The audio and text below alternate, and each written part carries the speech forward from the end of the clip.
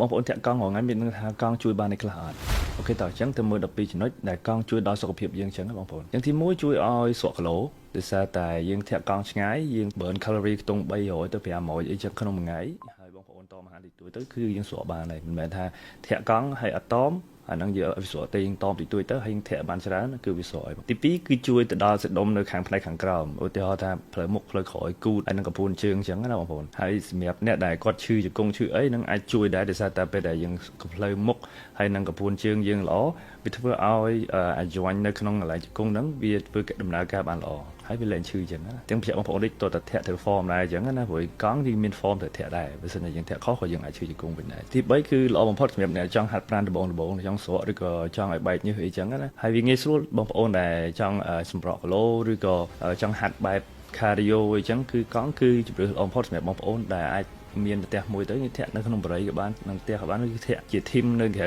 ក៏បានដែរបងប្អូនដូចជា team ខាង 6A គេមានធាក់កង់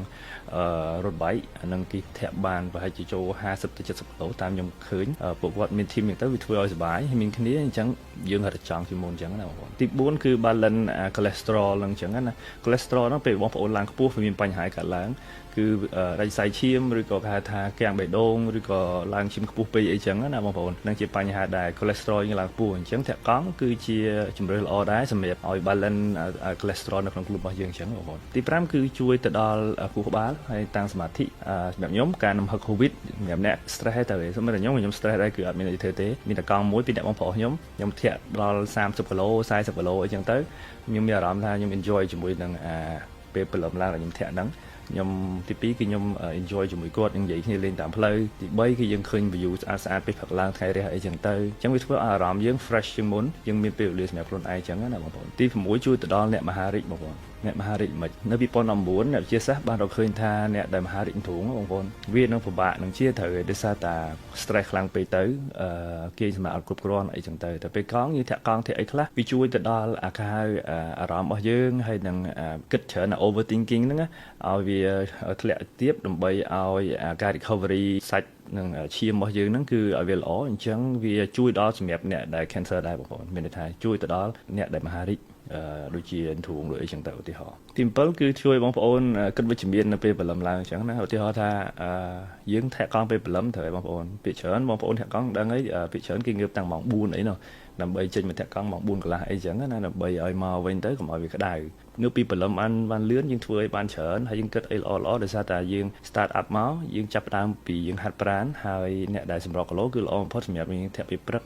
ហើយ enjoy the view អញ្ចឹងទៅយើងធ្វើឲ្យអារម្មណ៍យើងគិត positiveគិតវិជ្ជមានអញ្ចឹងទៅធ្វើឲ្យយើងចាប់ផ្ដើមពីព្រលឹមមកគឺយើងល្អហើយស្រាប់ទេទី8ធាក់កង់គឺយើងជួយមានថាគ្រប់គ្រងនឹងការសុខភាពរបស់យើងចេះតាមដានជាមួយថែមសុខភាពរបស់យើងអញ្ចឹងណាអ្នកធាក់កង់មួយចំនួនគាត់ធាក់ហើយគឺគាត់ដឹងថាពេលដែលគាត់ធាក់កង់គឺសុខភាពគាត់នេះគ្រាន់បើជាមុនអញ្ចឹងធ្វើឲ្យគេហៅថាអារម្មណ៍របស់យើងហ្នឹងគិតរឿងសុខភាពនោះវាច្រើនជាងអញ្ចឹងវាធ្វើឲ្យយើង manage សុខភាពរបស់យើងបានល្អជាងធម្មតាអញ្ចឹងណាបងប្អូនហើយអ្នកវិទ្យាសាស្ត្រក៏រកឃើញថាអ្នកដែលចូលចិត្តធាក់កង់ជាធម្មតាមួយថ្ងៃប្រហែលជា5គីឡូ10គីឡូធ្វើវាជាប្រចាំហ្នឹងក៏អាចពជានៃការស្លាប់វាគេហៅថាសុខភាព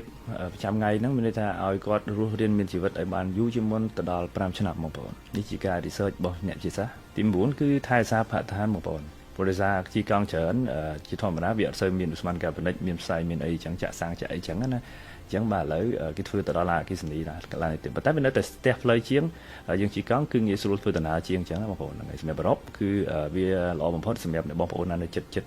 សាលាចិត្តកន្លែងធ្វើការអញ្ចឹងគឺជីកង់ទៅហ្មងទី10គឺជួយឲ្យទ្រង់ទ្រាយខ្លួនរបស់យើងគឺវាស្មើគ្នាល្អវិញឧទាហរណ៍ថាបងប្អូនខ្លះឃើញកោងខ្នងឃើញគាត់ដើរមកវាស្មើវាអីចឹងណាអញ្ចឹងធាក់កង់គឺជាជម្រើសល្អបំផុតបងប្អូនសម្រាប់បងប្អូនដែល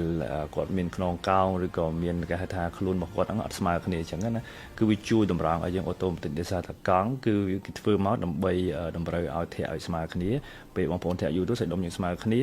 យើងដាក់ដៃត្រូវគឺវាល្អបំផុតសម្រាប់អ្នកដែលខ្នងកោងឬក៏ស្មាធ្លាក់ឲ្យទី11គឺល្អបំផុតសម្រាប់អ្នកដែលគាត់ចង់បានការហាត់ប្រាណបែបទន់ភ្លន់ណាបងប្អូនដោយសារតែបងប្អូនមួយចំនួនគាត់អត់អាចលេងធ្ងន់ឬក៏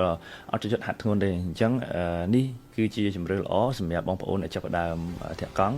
គឺយើងពង្រឹងទៅលើនឹងរូបរាងកាយខាងក្រោមដូចជាជើងដូចខ្ញុំនិយាយខាងលើអញ្ចឹងទី12គឺល្អសម្រាប់អ្នកដែលមានជំងឺហាងសម្ពាធឈាមឬក៏លើសឈាមលើអីអញ្ចឹងគឺល្អសម្រាប់បងប្អូនដែលគាត់មានបញ្ហាហ្នឹងគឺធាក់កង់គឺវាជួយបានច្រើនមែនទែនអ្នកជាសាស្ត្រគេរកឃើញនៅ2009គឺអ្នកដែលមានជំងឺដែលឡើងឈាមគឺគាត់ហាត់ធាក់កង់រាល់ថ្ងៃគឺជួយគាត់បានទៅដល់50%ផងដែរអូខេនេះជា12ចំណុចដែលជួយឲ្យបងប្អូនយល់ដឹងពីថាតើកង់ជួយបានអីខ្លះអញ្ចឹងសូមបញ្ជាក់បងប្អូនបន្តិចធាក់កង់មិនមែនថាឡើងកង់យើងធាក់ហ្មងទេមានន័យថាយើងមានចេះមើល form យើងចេះធាក់កង់ធ្វើម៉េចឲ្យជើងវាស្មើគ្នាយើងប្រើអីធាក់មុនយើងចាប់ផ្ដើមអីយើងត្រូវតែ warm up ហើយនឹង stretching ពុតដៃពុតជើងហ្នឹងមិនដើម្បីមុនចាប់ផ្ដើមដែលយើងធាក់កង់ហ្នឹងពីគីឡូឆ្ងាយអីចឹងទៅវាត្រូវមានក្បួនដែរអញ្ចឹងណាបងប្អូនជួយcommentឲ្យខ្ញុំដឹងផងថាបងប្អូនជាធាក់កង់អត់ហើយធាក់បានប៉ុន្មានគីឡូក្នុងមួយថ្ងៃអញ្ចឹងនៅក្នុងវីដេអូក្រោយ